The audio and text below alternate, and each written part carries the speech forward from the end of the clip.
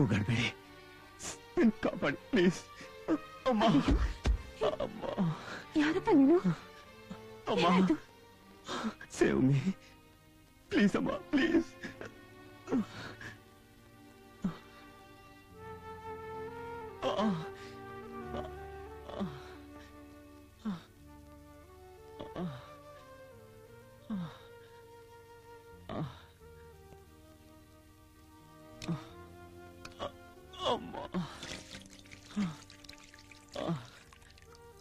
ಈ ಕಂಡೀಷನ್ ಅಲ್ಲಿ ಹೊರಗಡೆ ಹೋಗೋದು ಅಪಾಯ.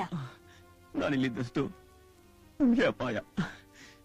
ನನಗ್ ಜನ್ಮ ಕೊಟ್ಟ ತಾಯಿ ನೀವು, ನನ್ನ ಕ್ಷಮಿಸ್ಬಿಡಿ. ನಾನಿಲ್ಲಿ ಬರ್ತೀನಿ.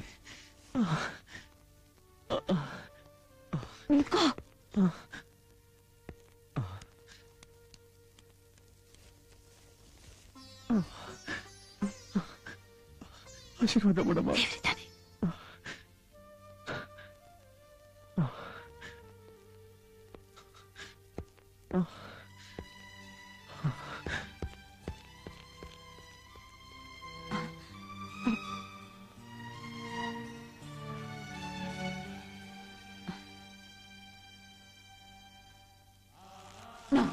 ಅವನು ನನ್ನ ಮಗ.